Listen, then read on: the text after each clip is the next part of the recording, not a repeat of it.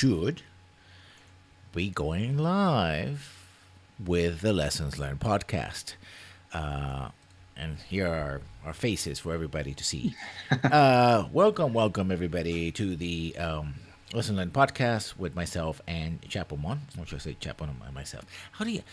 It's myself is never mind. I already made the mistake. We're not gonna go back. We're doing it live, but that just means that we make more mistakes.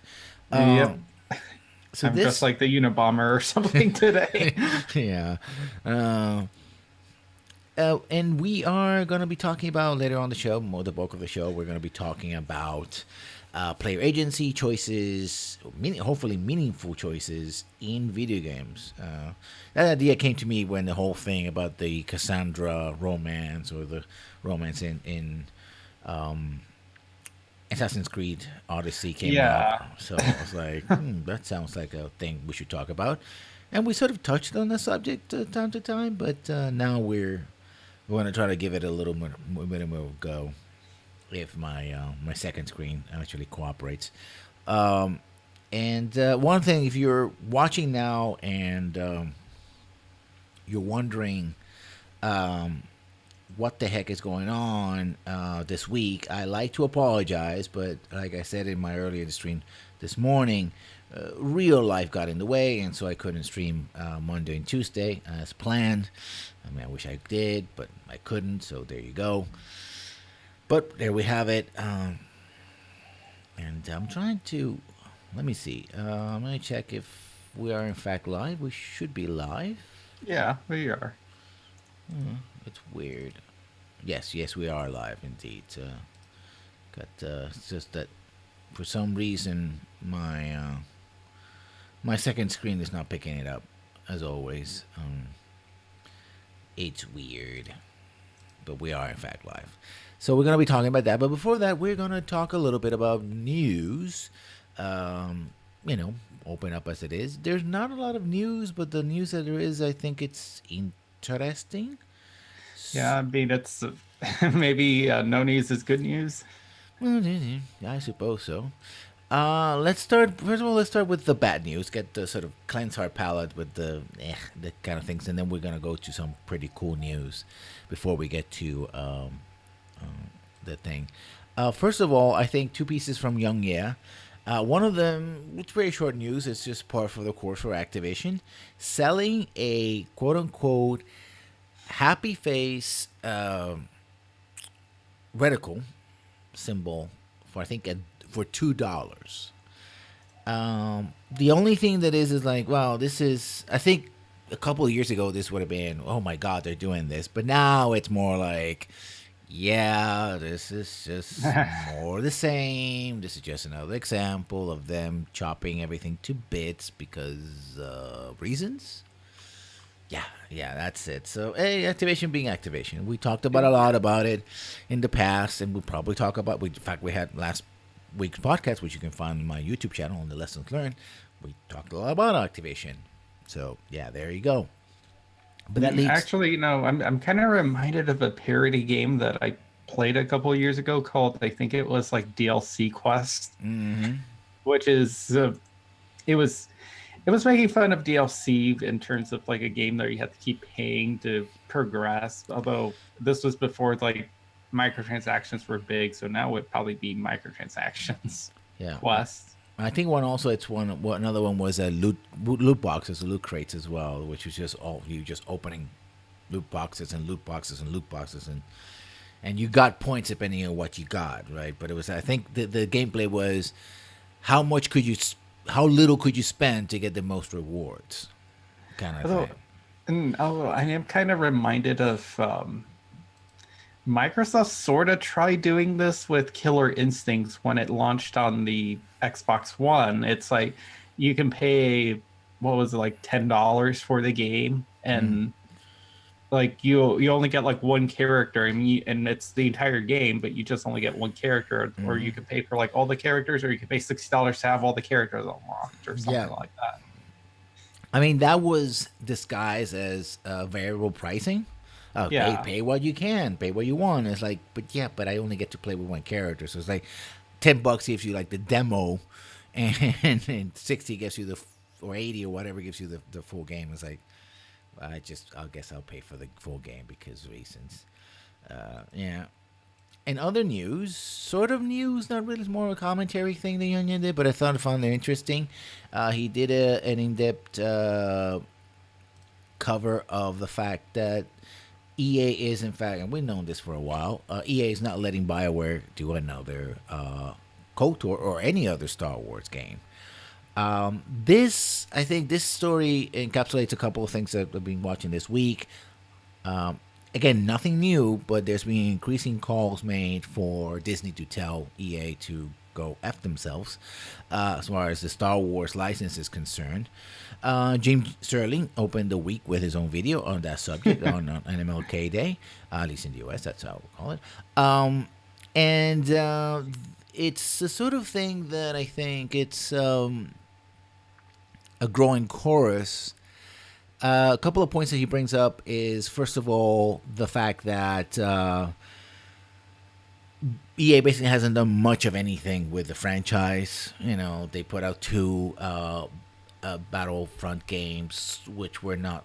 I mean, they sold well. I mean, especially the first Battlefront game.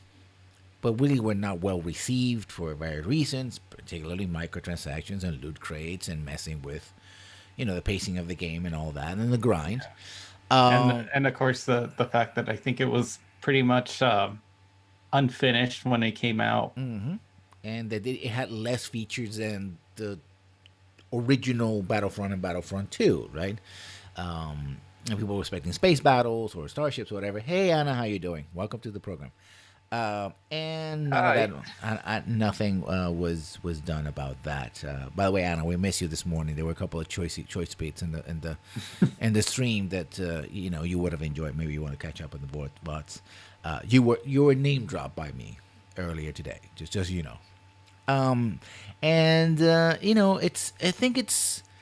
But there's something that he mentions at the end of the video, and I think it's very important, and many times I said this, is that, well, we don't know the specifics of the deal, right? We don't know,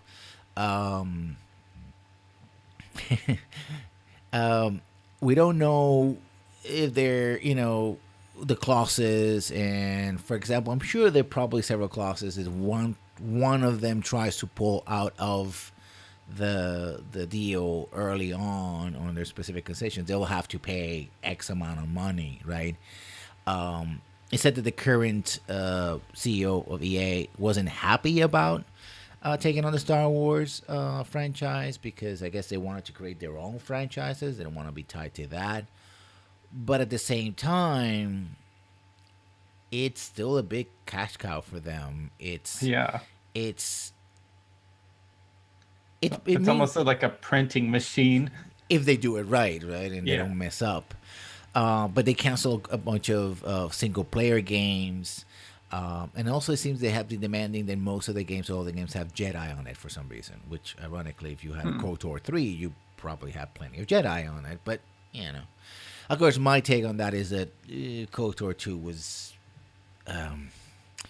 if you end up with a KOTOR 3, KOTOR 2 would be the Dragon Age 2 of KOTOR. And not as bad, in my estimation. And other people love Dragon Age 2. I'm not one of them, for a lot of reasons. And so you will have to sort of maneuver that minefield. But it's doable, right? You can, and also the fact that they have SWTOR as well, which is sort of continue the story of KOTOR. So... if you really are into sort of story continuity, at least in this universe, it would be a bit of a mess, and so but still, it seems that at least BioWare Austin wanted to make another KOTOR, and EA said no. No, so, they're like, did Casey Hudson kind of answer the question, kind of like, oh yeah, it's like, oh, right now we're kind of too busy to do anything. Mm-hmm. Well, because their bosses have basically said, just don't do anything, basically. Yeah, it's like, well, you got Anthem, and then you got Dragon Age 2 or 4 or whatever. Whatever's going to come out. And Anthem, very much, again, we talked about this before, how it's a sci-fi themed, open world-ish and like MMO light game as service, whatever that means these days. And so, yeah, I think that no KOTOR as a single player experience that can't be easily monetized or just have a multiplayer for reasons, it's Well, probably not going and to. then of course again we don't know what's in the clause, so Hmm. maybe EA would have to share those profits from microtransactions as opposed to trying to make like a your own IP where you have sole control of the profits of the microtransactions. Hmm. So I don't know, like that's interesting. It's just we don't know what's in the contract, like how often they have to put out a video game. Is this Yeah. like a Fantastic Four kind of deal, or they have to kind of put out a video game every couple of years, no Or you matter how just, crappy it is? yeah, just shove something out there and hope that it doesn't completely tank your entire company. Which were the size of a company like the size of UA, it's difficult, but then again, it's Bit by bit. it's just it's no. I mean, well, I don't expect any new games from them for a while. Probably a Battlefront 3 by 2020 maybe, perhaps, but nothing else. If it's not a game as service, I don't expect anything from it, to be honest. Yeah, it's kind of sad. I feel for you Star Wars fans. In different news, it seems that frame rate affects rate of fire and recoil in PUBG, according to player research. One YouTuber named Wacky Jackie 101, I'm not making that up by the way, has been blasting an innocent wall for signs to see how guns behave differently on 180 FPS, 60 FPS, and 30 FPS. This is according to PC Gamer, by the way. That's why you get such wild, FPSs because people have different rigs, right? And also, he's investigating how the different FPSs change the rate patterns of different weapons. Uh, the faster fire weapon seems to be affected, but the ones not. So that means that um, I mean, for example, I mean, we've known about situation like this when you have like bad internet or something like that, but essentially it's a situation where you don't want that to happen because if you have somebody who has essentially a beefier rig, they're always going to win. And they're good at, especially with mouse aiming, they're gonna put more rounds on target. They're gonna kill you faster, especially in snapshots, and they're constantly gonna win, right? And I Yeah. think probably a lot of people who may have felt that they should have won, some encounters are not. And usually the way you solve this is that you have a cap, right? You first of all you don't really tie it to frame rate, although frame rate would always affect it. Well, the thing is that frame rate shouldn't work. I mean, you shouldn't. If you have a lower frame rate, you might skip a frame and might not see the results of what you're doing. Yeah. But the bullet, the game itself should just do the thing, and the bullet goes out and whatever, and either you live or die. Usually, what happens is that you stop and sort of skip frame, and you don't shoot the next bullet that has to go, and the other guy's keeping shooting at you, and that's why they killed you. But it shouldn't necessarily be tied to frame rate. So PUBG, who's still making a lot of money, by the way, very lost its number one spot to Fortnite about 6 months ago, but still making quite a bit of money. But and also I think now think about it, it's like what's the last time people try to talk about Fortnite online? But there was this big talk before the end of the year after E3 about all games being having battle royale modes, and now that's sort of gone very quiet. Yeah. I mean, aside from the occasional you hear, Black Ops and stuff, the AAA industry trying to catch up on that trend, which I think it might be kind of slowly dying out. Yeah, I think especially with Black Ops because of how it underperformed. Talking about other stuff, this is an indie game called My Time at Porsche, and there's been a little bit of it just came out of early access this week, and by this week it means just literally this week. This is also on the PC Gamer, but that the voice actors were either underpaid or not paid. I'm going to read you the first paragraph. I go something like this. My Dad Portrait left early access this week, working on his way up to Steam charts and getting some pretty positive reviews. Keep an eye on for our take on the game soon. But shortly after launch, voice actors not associated with the game and on Twitter users started criticizing other Pathia games, or Pathia, alleging poor treatment of voice actors and issue with payments. The allegations go back to October when post appeared on Steam from a third party listing complaints about the OP claimed came from the voice actors themselves. The list included originally asking us to work for free, missed payments, and poor communication. Which, again, goes back to that, one of the reasons why voice actors are in a union and why they had a strike last year, and they might end up having another strike a year from now, depending, because their contract is about for 18 months, the current contract. So it's a very short-term contract.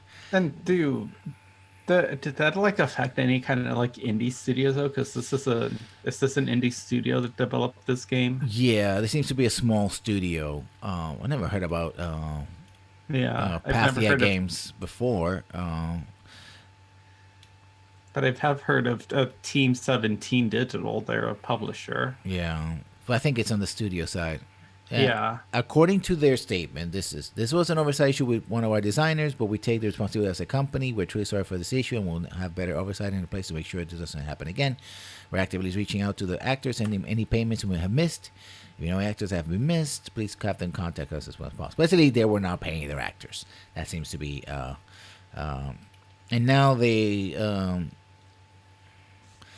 It's coming as an early access game that seems to have done well enough to come out of early access in a relatively short time period. So people are saying, hey, we gave you the money. Yeah, better pay forward because, without the talent,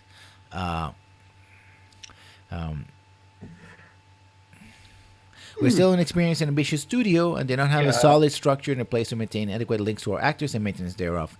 This caused several issues. It started with a volunteer work to paid work, then to contracted work from 11 voice actors to 60 plus. That's a big bit of growth. Yeah. Yeah, although it's kind of like a lame excuse, like, oh, we're an experience. It's like, yeah, this still doesn't excuse you making sure that people get paid for their work. Yeah, the people want their money. People want their money, honey. Come on. Yeah, you can't ask people to ask for... In this economy, you can't ask people to ask for free. Actually, any economy, really, if you think about it. It's unfair. You shouldn't do it. The Joker, never do something you're good at for free. Mm-hmm. And sorry about that. If we had a little bit of a freeze, I apologize. We were just messing up with the camera. So that's that. I came across that news and was like, yeah. I heard rumblings about it, but not much. I'm gonna post this link because the titles that are here are not don't believe I know. But if you're interested in the Switch, there seems to be more indies coming to the Switch, and I'm gonna post it on the link here below. You can see it on Kotaku. So if you're interested in that, you can check that out for yourself later on.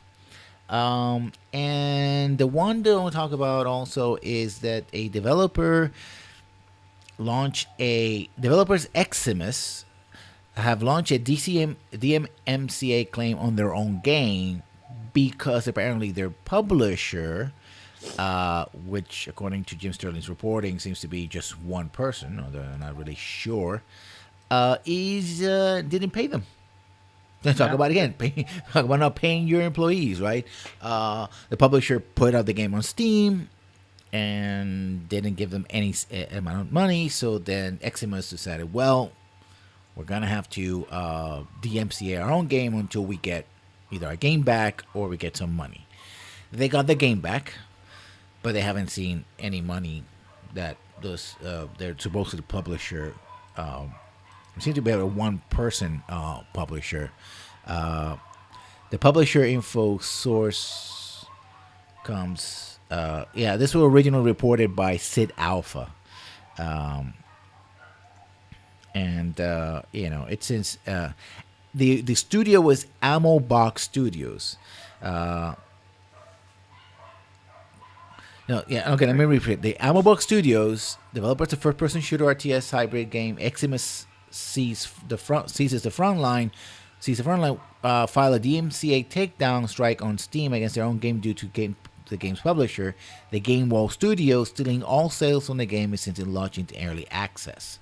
Yeah. But this was an early access game, so the money that was supposed to go to develop the game, they were keeping it, right? Yep. And now they have to go back and, hey, M Gamers, how you doing? And yeah. By the way, M Gamers, like Anna, they're all fellow streamers, and a little shout out to them because they do amazing work with Mass Effect multiplayer and modding it. If you want to see how you mod a game live, they do it live on their streams, and you should check them out whenever they're up. So M Gamers Z or Z, if you're interested. Thank you for joining us. So I mean, that's kind of thing. Like, these two stories to it together is like, pay your people. Come on. Yeah, and that's, also part of the story is that the company or the developers managed to run a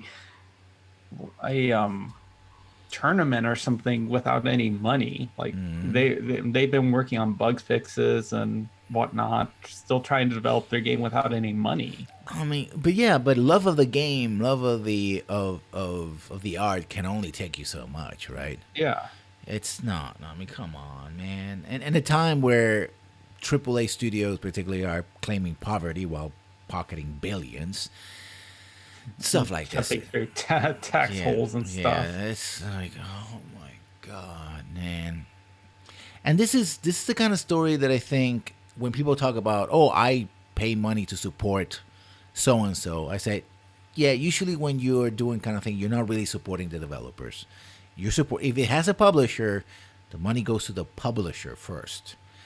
And you gotta know how you gotta know how the sausage, a little bit of how the sausage is made, and money speaks, and money equals power, so that speaks as well. So I'm hopefully that this game, according to Jim's statement, looks good and seems to be working very well for what they have.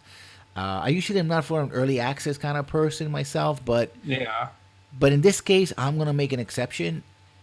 These folks the people who paid for early access got cheated out of their money because they paid money that never went to the developer in the hopes that they would make a cool game. I understand the intention of why people don't only want to have early access games, they want to have the first crack at them.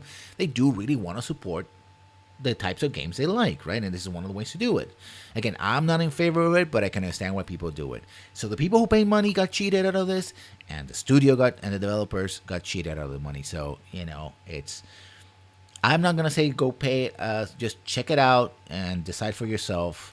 I'm not sponsoring them because I have my own. And the game is Eximus Sees the Frontline. If nothing else, keep your eye on it because if it turns out to be a cool game, I think they deserve it, and in spite of everything else, right? So there's that.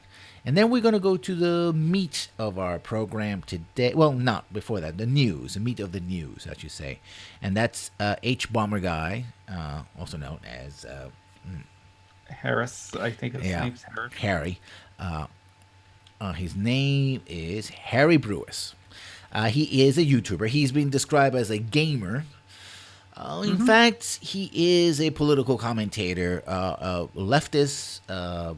let's be clear, because I watch his program from time to time. He does make some videos about movies, most about movies and media and video games, and political commentary and responding to people on the far right, etc.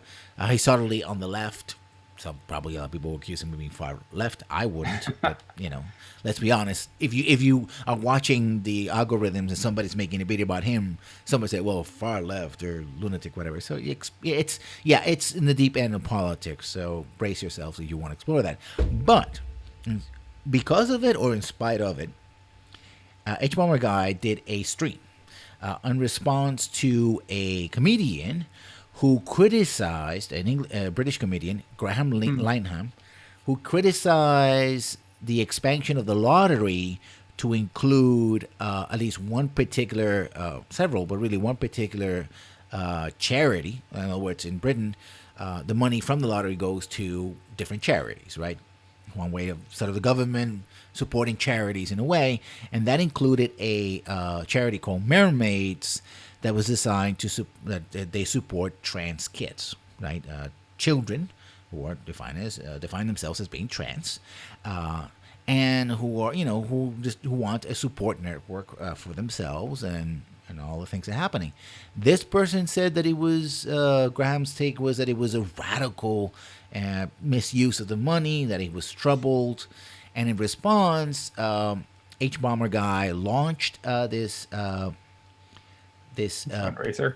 fundraiser playing Nintendo 64's Donkey Kong Live for I believe 50 plus hours, and it gathered a lot of attention.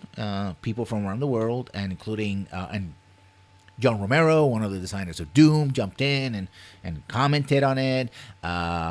Ocasio Cortez, one of the new members of Congress in the U.S., she also came in and talked about it.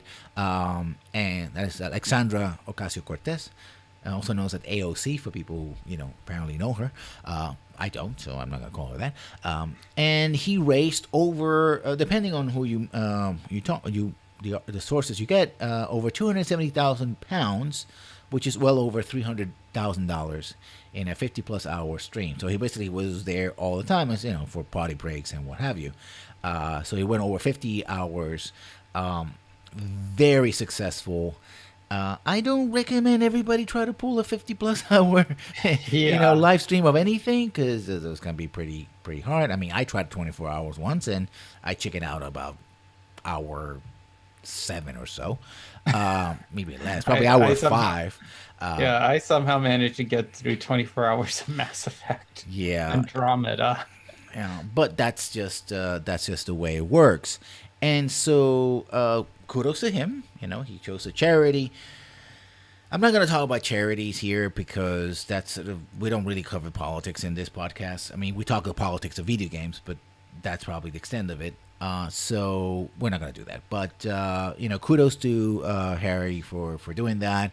Hopefully, Mermaids get some money, and ultimately, of course, the kids who need them, right? Because it's a tough world out there, and when especially when you're suffering from like gender dysphoria, it's hard to find supported people.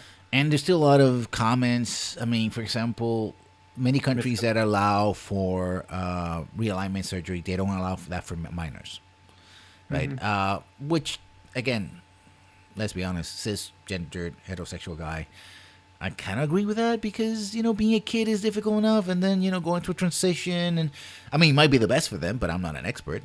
But it's certainly more. I think you're an adult. Oh, you turn 18. You know that you want to do this. Yeah, you got all the legal right to do that. Let's go do it. Let's go do that.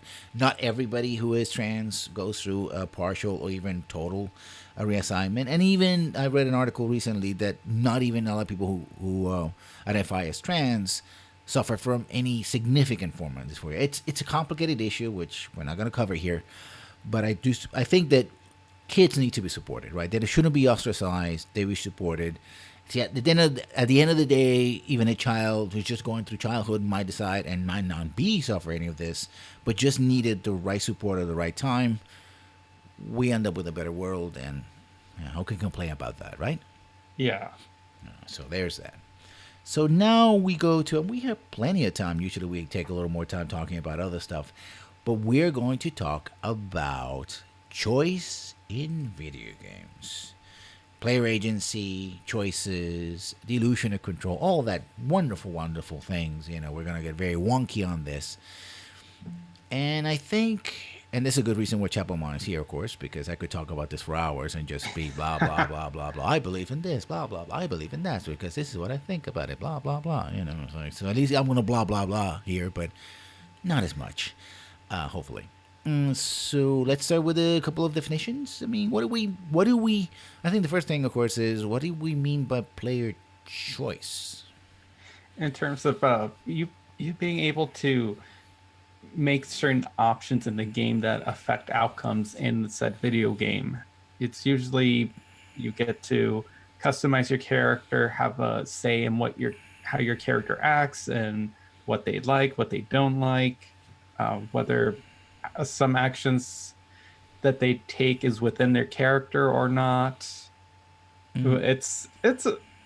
It's kind of like difficult to try to put into the constraints of a video game because it's not that dissimilar to trying to run a be a D&D dungeon master Mhm. and trying to account for actions that your players may or may not decide to take when it comes to coming up with a campaign. Yeah.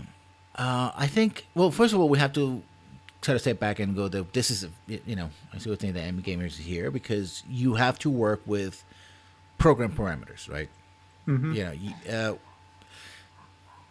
I mean, unless you mod the game or you break the game, you find some exploit or something like that. You still have to work within the rules as they should work within a game, right? So the choices are there, but their choices is presented by the game. Um, Player agency exists, but only as much as the mechanics support it, right? If a character can jump, then you jump, but if your character can't jump, then jumping is not an option, right? Hmm. Simple as that. And I think one thing you alluded to is meaning as well, right? Because you could have a high degree of control. I mean, you can have like a situation. I always make this comparison to Minecraft. Minecraft to me is the not the perfect game, but the epitome of gaming in the sense of here's an area, here's the tools, do whatever. But enjoying Minecraft depends on how much a player is willing to invest on any one thing they do in Minecraft and how meaningful those things are to them. Like if you enjoy just digging out holes on the ground and going as deep as you can, then that is a choice you made, and that's a game that the game allows you to do that. And that's very meaningful. Everyone else just peers down the hole and goes like, "Well, I'm not going to do that. That sounds kind of boring. Why should I do that?" Right? And yet, in many when people talk about especially RPGs, ironically, many of the choices they find meaningful really don't have a lot of room to maneuver, or it's kind of like their side stuff, like romances, for example. I shouldn't make a face when I say that, but I just did. Or they're not key to this, even to the story, because the story is more or less linear. You know, you're gonna go from point A to point B. You really can't change the story, Yeah. but certain choices, like I don't know, telling someone off as opposed to just agreeing with them, or having the ability to do so. Uh, Yeah, choosing one of several dialogue options that lead to the same result. Anyways, that's a good question. I mean, a Yeah. meaning. But hey, sometimes even if you're gonna get the same result, you just want to, you have somebody who's smarmy in a video game. You just want to like, can I have a? Where's the choice for them to fuck off, right? Yeah. Or And where, and or manipulate them or trick them or something, right? yeah, or even like I was discussing with another fan of Mass Effect. He posted something on Tumblr about how why he hates Arya from Mass Effect 2 and 3, and it's one of the reasons like we hated. I'm like I kind of agree with him. I don't like her at all, but it's like she hears like this essentially like this tyrant, but she's supposed to be like she's portrays the lesser of two evils and like a celebrity and stuff. And at no point can you actually tell her to piss off unless you do. You can tell her piss off, but you'll still do the thing anyways that she wants. Like you can like for her Omega DLC, you can gripe about like, oh, you should treat people better and you should do this and no, don't be as mean and but you still help her get to power in the end. And it's like, okay. Like Yeah, there's no option to usurp her or yeah, just let's just leave no power. Well, let's leave a power vacuum, or I'll be the leader of Omega. yeah. I think we tend to really notice, unless it's a very linear thing where we know that there are really no choices other than jumping. We always have to keep moving left, so we got to do that, right? Yeah, On and a there's nothing platform, wrong with yeah, those games no, either. they're pretty cool. But we kind of notice, at least I notice, video games choices, glaring choices, when they're taking away from us, or when the game seems to hint about being a choice, but it never really comes to fruition. Yeah, Go ahead. yeah, like I think Telltale's very notorious for that. Like their Walking Dead series was very like, oh yeah, you have choices and stuff, and they feel meaningful at the sometimes they feel meaningful at when you make them, but then they later just kind of they end up like branching back to the same outcome. Like Yeah. there's one in particular, like I remember you have to you can choose to let someone else live or die, Hmm. and if you let them die, they die, and if you let them live, they live for a couple more hours, and then they end up dying anyways. It's So like, yeah, you change the flavor of the situation, but not by much, I suppose. yeah, I'm reminded of a particular quest line from Skyrim, and I use Skyrim because I don't want to beat up on the same, dusty bones that we always do with Bioware. You go into a one of the towns, which about a third of the way, half of the way through the main quest line, and there's a thieves guild, right? And if you talk to certain characters, like, oh, you can join the thieves guild and do the quest line of thieves guild or not. But there's a character that says, no, I am here to destroy the thieves guild. It's like, that sounds interesting. Can I join this character and work to destroy the thieves guild? It never happens, right? no, And it basically is, I think, something that got caught, and I suppose they got caught because had they done destruction of the thieves guild, it would have had a cascading effect where other quests would have been unable to be done, right? You would have had to yeah, cancel a lot of quests. and that's something I kind of pointed out with I had a discussion with the same person. So he brought up the fact that like Mass Effect One had these certain quests that were only accessible to you if you had like certain psychological profiles or set histories and whatnot, and it's like, yeah, it's amazing content that gets locked out because you made certain choices. Like that's you living with your consequence that you don't get to see these certain content because you made certain choices that will logically never you'll never see that content. And I don't think there's anything wrong with that. No, I mean, if you understand, and also there's a thing about, and when you talk about story, is how much, and this is more a signal posting, which I talked about, hinting that there might be, how much do you reveal to the player? Because if you reveal too much, then you're basically telling the entire story, right?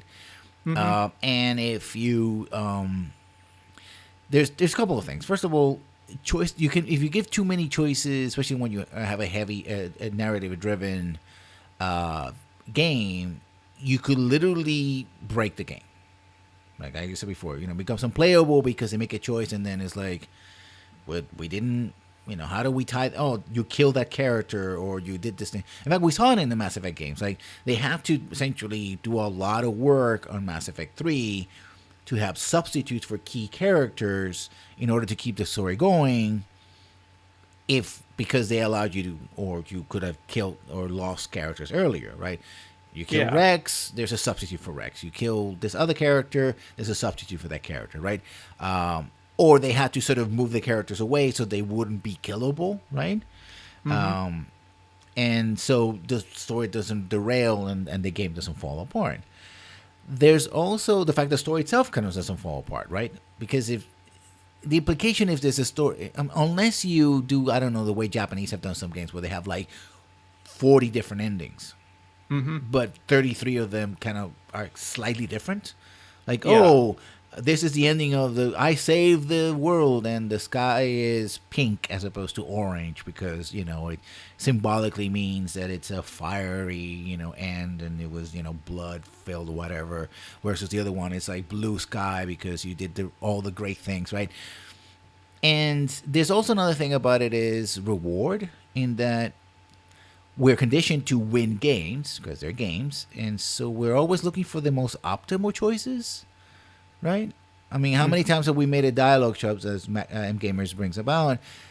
We didn't do it because it was a thing that we want to do, but because we know that the game will reward us or punish us if we don't choose rightly. Like Yeah. Paragon Renegade, right? Oh, you didn't choose the right Paragon or Renegade choice. You didn't build up enough points, and later on in the game, you cannot make this choice because you didn't have the points.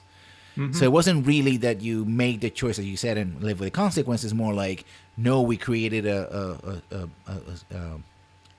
a number Sort of, system, right? yeah, a conditioning to get you to pick the option we sort of want you to Yeah, pick. yeah. Optimization being the rule rather than the exception, right? And I think that's why many games have sort of moved away from moral system, for example, because moral systems were originally thought like, oh, you can make moral choices, right? But first of all, they came out as being too binary, to devil or angel kind of situation. Either you save the world or you doom it, and also to play optimal either way. It was like, well, if I really want to be a good guy, I have to be a really, really good guy all the time. Otherwise, I get bad points and I derail my good run. And if I make a very bad game, and I mean, one of the games that you mentioned a couple of times, I still have it. I have to play it, which is what's his name? So, they made a sequel. Toby Fox. Yeah. It's the game where Undertale. Undertale, yeah, where Yeah. if you make a choice and you say, "Oh, I'm gonna erase my save so I can go back and make the choice again," the game still remembers. And I think a lot of people were shocked about that, but I think it's pretty cool because it says, you gotta live with your choices, right? Yep. Big and small. But I don't think And most games can do that. yeah, and then this game too, it's like it has, if you play a certain way, there's a lot of content that you won't see if you play certain ways, and then if you do play certain ways, you won't see the other content. Mm-hmm. So there's vast amounts, and then of course there's a little bit of randomization. There's like this tiny little factor, and when you make a new game, that it might trigger certain events that just to kind of make it random. Yeah. And I think also timing is important as well. Timing and the player, right? Different people are going to find different meanings, I guess, early on different choices, right?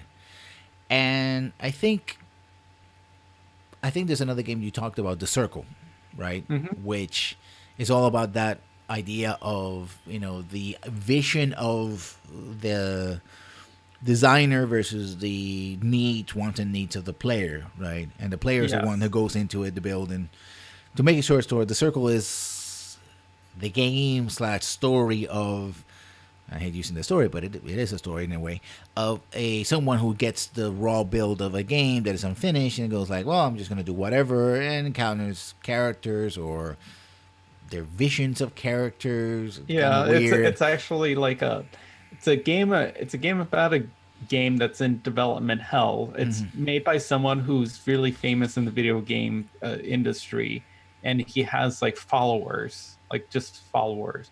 You're playing as some random beta tester in this build of the game. The and you're being led by a character in the game that's sort of became there's little tidbits you can look up. It's sort of like he came to life sort of through some other programmers dabble in AI, and he was sort of like in a previous build of the game that's the current build is built on top of it, and it's like his build is sci-fi and your build is like fantasy. So it's kind of intermingled. So you kind of dig into him, and you do eventually like find like where he is. That he's just trying to get like the game done so he can finally have his game like released and played. Yeah. It's really interesting. I highly recommend it if anybody's into just kind of gaming industry tidbits and just gaming developing in general. It's an interesting like perspective. And also, I think one of the things about choices and meaning is that video games are uniquely, from the player point of view, egocentric. Mm-hmm. It is, or at least it should be, about not necessarily the player, but at least the player character, and through the player character, the player. One of my biggest problems, I mentioned earlier, KOTOR 2. Video games are all about me. And correct. That's, in a way, yeah. I mean, people say, oh, about the power fantasy. Well, it kind of always is at some level, because even the romance options are part of the power fantasy. I get to get the boy, girl, alien, elf, burly dwarf, hairy chested, I don't know, orc, cat boy, I mean, I'm not referring to anybody specifically, but it's what it is, right? And so that's also part of the power fantasy, right? It's a James Bond. All the men want him, or all the women want to be with him, and all the women want him and want to be like him or her, right? That's part of the power fantasy. So it's about me in a sense, I mean, the player, and does when you create a game like, I don't know, KOTOR 2, where the writer, perhaps a very famous writer, decides to make an entire game or story or most of it around his philosophical musings about the Force in Star Wars and why he hates it, and makes the game about a secondary character which you're not playing as, not your character who just happens to be called the Exile. You kind of like, well, what am I even doing here, right? Or even a worst case scenario, my worst game of the year last year, Far Cry 5, where it's a tale of two games, right? It's a tale of the game that the story portrays, and there's a game of the mechanics. The mechanic says, here's a relatively medium to large size map, which is kind of the same map they've been using for the last 4 or 5 games. It just changed the assets inside the map, but the overall map is the same. Literally, it's the same area, same islands, and all that kind of situation. Here's the area. You can fish. You can get on helicopters. You can get this big truck with machine guns. You can do road ambushes. You can stalk people. You can gun-ho and shoot your way out of there. You can get allies. You can do all these side missions. But then there's the tale of the story, which the story, spoilers for Far Cry 5, because I love you, chat, and I want you not to suffer the same pain I did. The story of Far Cry 5 is don't play the game. That's the story. What's the story of Far Cry 5? Don't play the game. You were like, no, really, tell me what the story of don't play the game. That's literally the story. The story is about choices, including the first choice you get, and the only real choice that you're given is don't play this game. Any other choice, narrative choice that you make to play the game will lead you to failing the game. And that's, I think, it's sort of one of the most stark examples of, here's a choice that is completely meaningless to the point of being insulting, right? Or as we were talking about last week about the DLC about Assassin's Creed Odyssey, you decided to make this character asexual or bisexual, I suppose. Bisexual will fit, but homosexual. Or maybe even asexual, not even care. Asexual, doesn't care about sex. No, we have this storyline about, bloodline, so you got to get busy with a member of the quote-unquote opposite sex so you can have a baby. And especially if you play Cassandra, you're going to be the one having the baby, We have magical items from the past, some powerful creatures, and you literally... Well, I'm going to stop there. They're involving somehow in the character... But no, none of that. We're just gonna have you, get busy with it, because and you can care about this character or characters you're getting busy with it or not. That's not important. It's just a story. We decided that we're gonna go with conventional heteronormative story just for a little bit. And by the way, you're gonna pay us for the privilege of that, right? Yeah, it's. Like, was it you that said, like, it's be like if you, someone said, it's like, what if you were like, if you played Mass Effect, and I think it was Gavin or Laura who made the analogy. It's like as if you played Mass Effect like 3 and your romance option was Liara, but at the end, like, your Shepard survives and then decides to have babies with Miranda. I didn't say that, but yeah, it probably sounds like me, I guess. Yeah, I think it was Gavin acquisition. John acquisition. People who are way smarter than I am, clearly. Well, it's one of the reasons also why I think a lot of people ended up hating Fallout 3.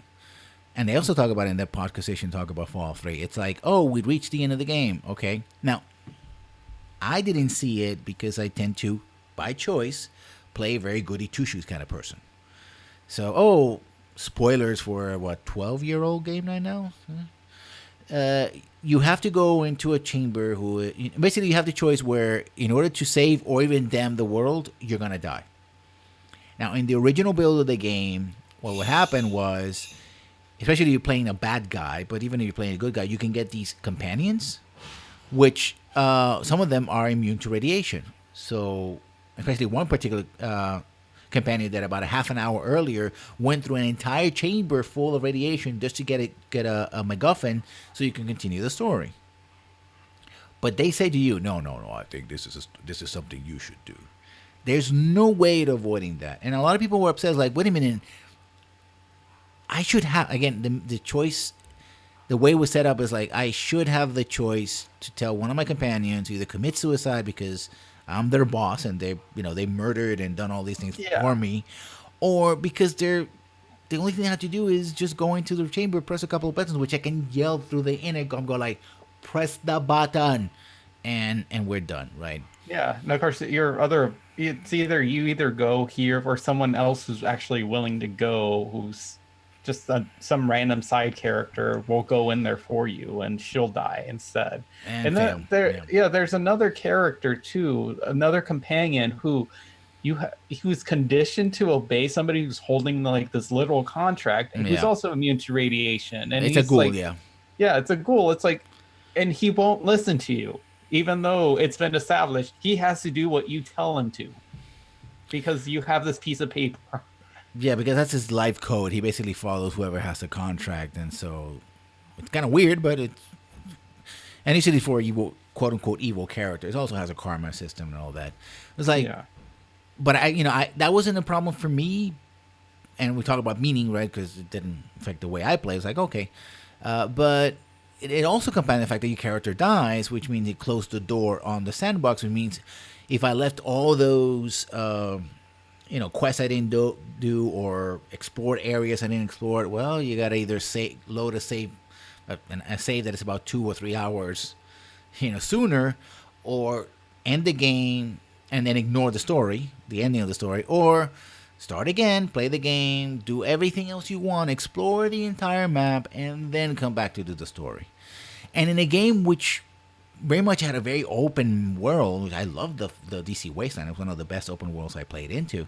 Some people found it boring, but I actually loved it, especially sort of the wider area outside of DC. Everything that is not DC, which is like 2/3 of the map.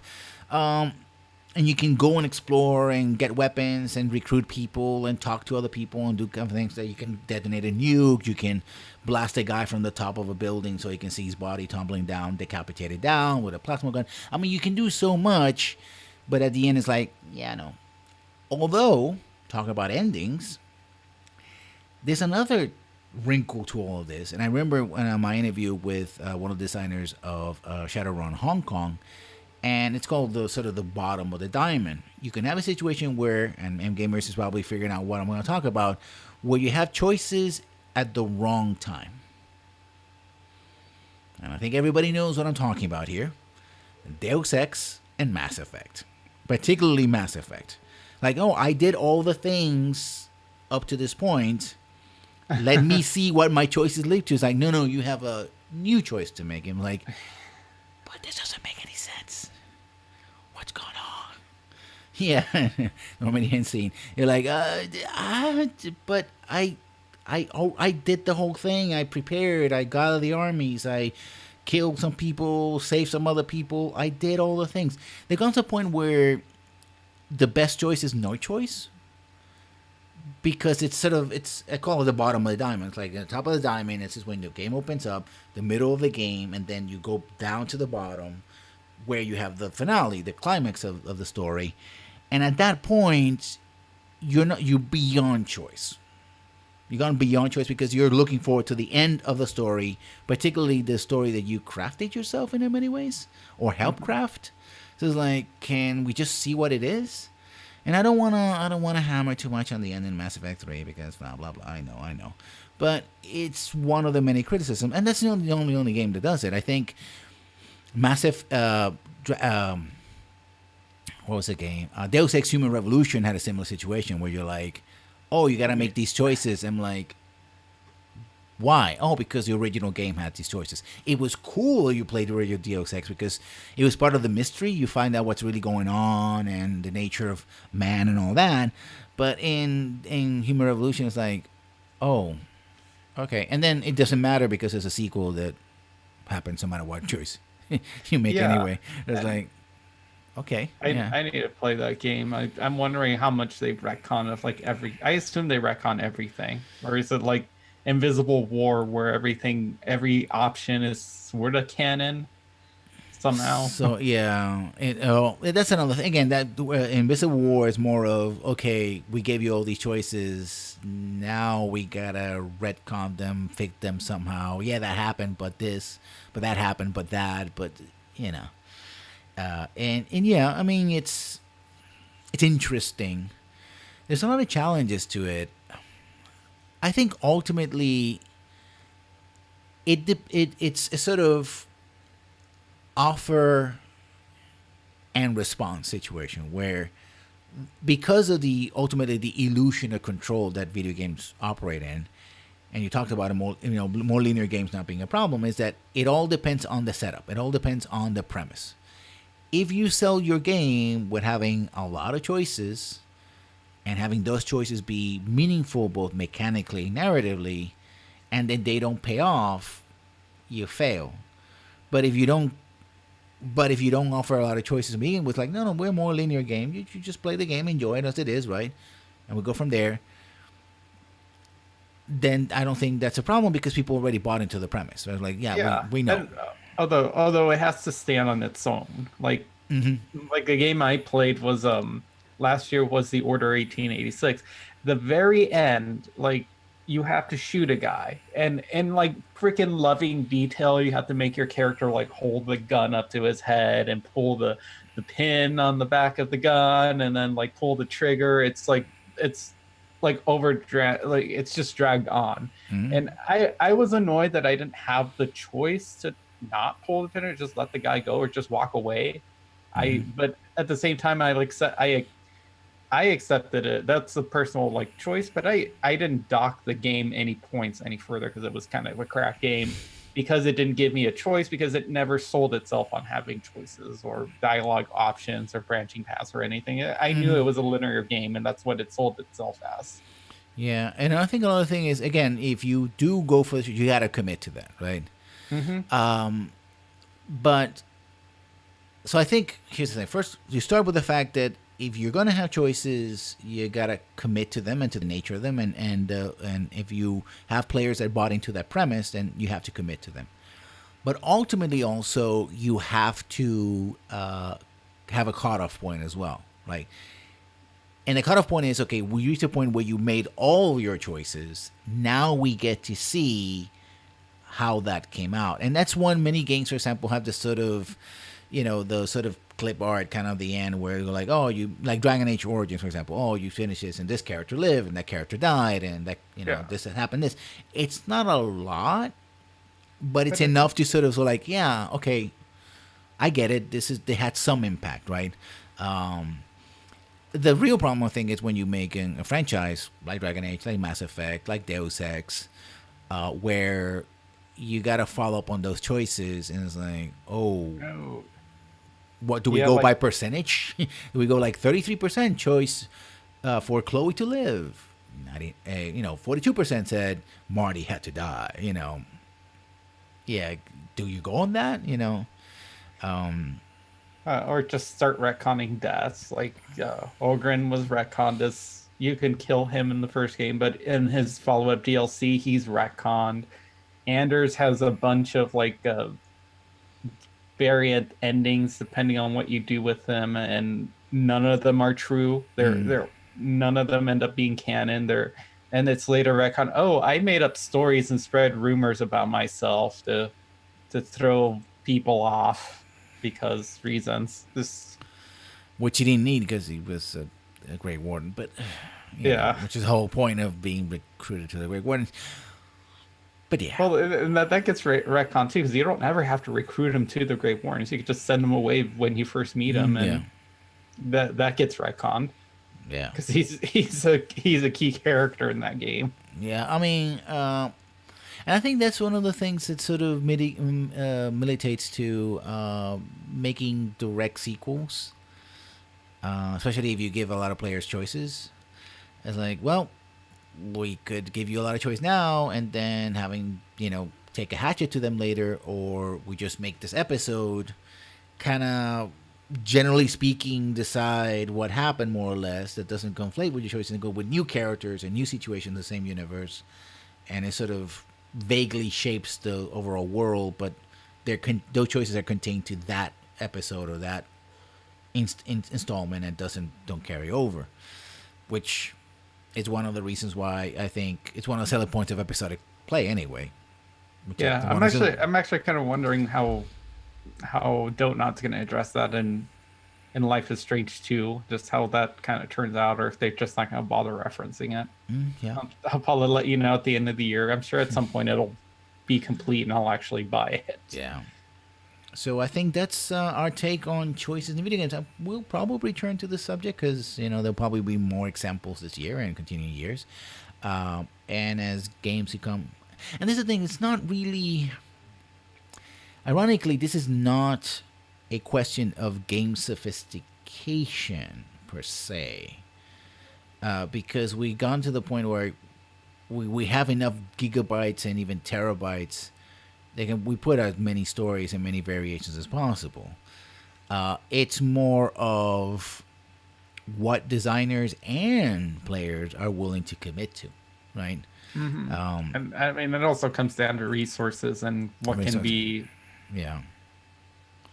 Like one of the famous things that I found like annoying with Mass Effect 3 is that no matter whether you choose Arachnite Queen to die or not, like there's Arachnite Queen mission and there's the Ravager enemies because no, we can't cut content from players because they made a choice 2 games ago. Yeah, Gamers asked basically the same question, and I'm going to read it for the chat. I had a question: how much is acceptable to gate the user off from if they make a certain choice? You make a choice at the game and half of the story is gated off. Let's assume a full playthrough is 100 hours, which nowadays it's probably short. Is that acceptable game design in your opinion? Well, that goes into narrative design, right? And again, you have to sell the choices. Remember, it's the illusion of control, and the better you craft that illusion, like, here's the thing. If you're looking at pure content, you're probably going to play the game over again there's always a choice of playing the game again, making different choices so you can see that content. And people have done it. I mean, Mass Effect. Mass Effect is a original series. It's a 60 to 80 hour complete run with all the DLC. I probably replayed that game like 9 times. Right. Probably many more myself. And although you tend to end up making the same choices because what you feel comfortable with, often you start to replay or even, go back and do that. If the cutoff point seems to be too sudden or too early, and so some people it's going to be too early, some people it's going to be too late, then it might be some dissatisfaction. It's like, I could have done all that, right? Especially that's if you realize that the cutoff points, those are things you actually wanted to. You wanted to see, right? As opposed to, that would have been nice. It's actually something that you wanted to make the choice, but. And it goes back to my point of signal posting, right? If it was badly signal posted that you could actually do that, and so you made the choice based on the poor information that you had, then that cutoff of the content is gonna feel very bad because I didn't know that, so I made this choice based on lack of information or a misinterpretation or of that choice. On the other hand, if it's there's enough clear signal posting, you could go down that route, but these are consequences, and you general, not as a very specific idea, then, and again, this is kind of their vagaries, right? How much is too much? It's all situational, depends on the person, depends on the situation, especially in single player games. Something I could see that Chapelmon didn't see, or the Chapelmon saw that I didn't see. You might see something that I didn't see. So it's, again, that's a signal posting is, or signposting is something for a new episode. But suffice it to say that I think that if it's well signposted, there's a good chance people are not going to feel that they were robbed of their agency, and that the illusion of choice was maintained. In other words, I made the choice, like Chapelmon said, and I live with the consequences. If it's badly signposted, then it's gonna feel like, oh, I spent 100 hours playing this game, like you just said, and it's like, oh, but I could have, if I had said yes instead of no, I could have done much better, or I could have played a different game, a game that I actually liked or would have liked to play. And I don't, and especially after the end of the 100 plus hours, yeah, you feel like the game that you played wasn't satisfactory, then you're not gonna go back and play it again. Like that's one of the reasons why I felt about Andromeda. It's like I played all this game, I made all these choices.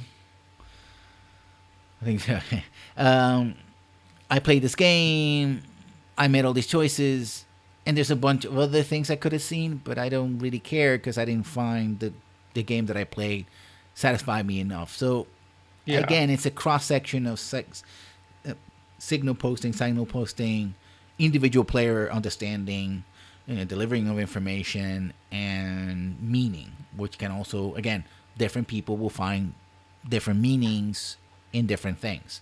Sometimes what I would think would be, like I said earlier, a minor choice, maybe astronomically important to someone, where someone else is like, it's not important. So it's I'm not gonna say that I have the right answers, but I think this is a discussion that gets us thinking about these things. And for those who are modders and game designers in the chat, I know some of you, well, not personally, but I know that you are. It's something to think about, right? And I think the ultimate watchword is with MGamer's question is you got to be careful not to try to please all the people all the time, because you'll end up pleasing none of the people none of the time. So I ended up being blah blah blah blah blah. Like I said, I wasn't going to. So Chapelmon, where can we find you on the interwebs? You can find me at Chapelmon pretty much everywhere. I am Chapelmon_Aragon on Twitch and Twitter, and I pretty much am on YouTube mostly under just Chapelmon. And of course, you can find me here. I'm still doing the let's play of the Bard's Tale trilogy. I think I'm gonna finish this week, more or less. I hope. And next week, if I don't finish, I'll continue that, and then I'll probably do a bit of Absolver, another Devolver Digital game, until the 31st of January, where Ace Combat 7 drops for the PC. So I'll either start playing it that day or the 1st of February. And February probably is going to be my Ace Combat week and or month. Well, it's a month, but you know what I mean. So, and you can find the VODs of this channel on this channel of this podcast and other games, as well as you can find it on my YouTube channel under Lessons Learned. So a final shout out to MGamers and Anna the Unknown, who also have their own channels. If you want to check Anna's wonderful artwork, you can see it here on the channel. And if you want to see how people mod live, modding, playing games, but also modding the Mass Effect 3 multiplayer, and I find fascinating myself whenever I can catch it, you can check MGamer's channel. So, and this is the final note. If you wish to support the channel, there are many ways to do so. You can sub, which I always welcome. Cheer, also welcome. Hector Troy, thank you for the subs, for the cheers this morning. And you can also follow, subscribe, and go to the Discord, which we'll link to below, so you can join our wonderful and ever-growing community. So thank you all for coming. Discord, make sure I got it right. Yes, Discord. Thank you very much, gamers. And we will see you when we see you. Bye-bye, everybody. Bye.